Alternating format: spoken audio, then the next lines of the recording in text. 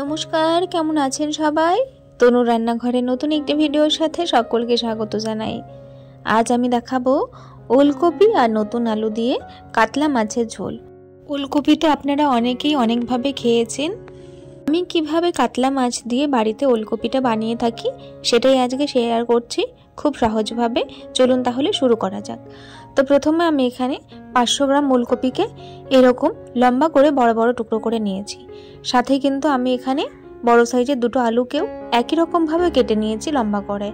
আর এখানে নিয়ে নিয়েছি 1 চামচ আদা রসুন পেস্ট, আর সাথে বড় সাইজের একটা পেঁয়াজ কুচিয়ে নিয়েছি, সাথে একটা মিডিয়াম সাইজের টমেটোকে টুকরো করে আমি কেটে নিয়েছি। এইবারে আমি এখানে 4 পিস কাতলা মাছের পেটি নিয়ে নিয়েছি। এই 4 পিস কাতলা মাছের পেটি দিয়েই কিন্তু আমি আজকে বানিয়ে দেখাবো আলু আর ওলকপি দিয়ে কাতলা মাছের ঝোলটা। তো প্রথমে আমি মাছটা ভাজবো, সেই জন্য নুন আর হলুদ দিয়ে ভালো করে মাছটাকে কিন্তু ম্যারিনেট করে নিতে হবে। মাছটা ভালো করে আমার ম্যারিনেট করা হয়ে গেছে। এইবারে আমি কড়াইয়ের মধ্যে বেশ খানিকটা তেল দিয়ে দিলাম। তেলটা ভালোভাবে গরম হয়ে যাবার পরে আমি এখানে একটা একটা করে কিন্তু মাছের পিসগুলো ছেড়ে দিলাম। এরপরে কিন্তু ভালো করে এটাকে উল্টে পাল্টে আমি ভেজে নেব। ওলকপি কার কার পছন্দের সেটা অবশ্যই কমেন্টস করে জানাবেন। আর এই রেসিপিটি ট্রাই করলে সেটাও কিন্তু আমাকে জানাতে ভুলবেন না কেমন লেগেছিল। একটু অন্যরকমভাবে আজকে রান্না করে দেখাবো, তবে কিন্তু ভীষণ ভালোই লাগে। একঘেয়েমি রান্না থেকে একটু দূরে থাকতে এইরকমভাবে কিন্তু আপনারা ট্রাই করতে পারেন। আশা করি আপনাদেরও ভীষণ ভালো লাগবে। তো মাছগুলো বেশ লালচে করে আমি খুব ভালো করে কিন্তু দুই পাশেই ভেজে নিয়েছি। এবারে আমি তুলে নিলাম। এবারে ওই তেলের মধ্যেই আমি এখানে ফোড়নের জন্য প্রথমে একটা তেজপাতা আর একটা শুকনো লঙ্কা দিয়ে দিলাম। তারপরে দিয়ে দিলাম 1 চামচ মতন, মানে ছোট চামচের 1 চামচ মতন পাঁচফোড়নটা দেবার পরেই এখানে আমি প্রথমে পেঁয়াজ কুচিটা অ্যাড করে দিলাম।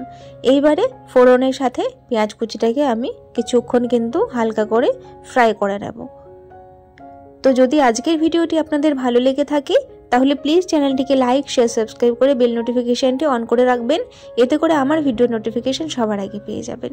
তো আমি 3 মিনিট মতন পেঁয়াজটাকে ভাজবার পরে এখানে দিয়ে দিলাম সামান্য নুন, আর সাথে দিয়েছি টমেটোটা, যাতে খুব সুন্দর করে টমেটোটা নরম হয়ে যায় আর পেঁয়াজটাও নরম হয়ে যায় সেই জন্য।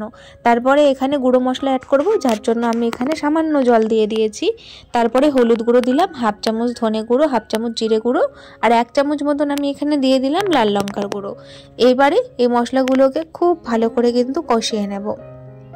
হালকা তেল ছাড়তেই আমি এখানে 1 চামচ আদা রসুনের পেস্টটা নিয়েছিলাম, সেটাকেও অ্যাড করে দিলাম। এইটাতে দেবার পরে খুব ভালো করে আবারও একটু টাইম নিয়ে গ্যাসের ফ্লেমটাকে মিডিয়ামে করে আমি ভালো করে কষিয়ে নেব। মশলা কিন্তু কষানো ভালো হলেই তাহলেই কিন্তু খেতে ভালো লাগবে, না হলে আদা রসুনের কাঁচা গন্ধটা থাকলে কিন্তু ভালো লাগবে না। তো এরপরে যখন ভালোভাবে কষিয়ে নিয়েছি আর তেল ছাড়তে শুরু করে দিয়েছে, সেই সময় আমি এখানে ওলকপি আর আলুটাকে দিয়ে দিলাম। ভালো করে মশলার সাথে মিশিয়ে নেওয়া হয়ে গেলে এখানে ওলকপি আর আলুটাকে সেদ্ধ হওয়ার জন্য কিছুক্ষণ আমি ঢাকা দিয়ে রান্না করব। এখানে 1 কাপ মতন আমি জল অ্যাড করেছি সেদ্ধ হওয়ার জন্য। এইবারে আমি ঢাকা তুলে 2-3 বার করে এইভাবে ঢাকা দিয়ে কিন্তু ভালো করে কিন্তু এটাকে সেদ্ধ করে নেব। এখনো কিন্তু সেদ্ধ হয়নি, তো আবারও আমি কিছুক্ষণের জন্য ঢাকা দিয়ে রেখেছিলাম, সেটা দেখালাম না। তো এইভাবে কিন্তু যখন জলটা শুকিয়ে এসেছে তখন আমি ভালো করে এটাকে কষিয়ে নেব। এইবারে দেখুন আলু আর ওলকপি কিন্তু দুটোই খুব ভালোভাবে সেদ্ধ হয়ে গেছে। ভালো করে কষানো হয়ে গেলে আমি এখানে প্রয়োজন মতন ঝোল দিয়ে দিলাম। আমি এখানে 1.5 গ্লাস মতন গরম জল ব্যবহার করেছি।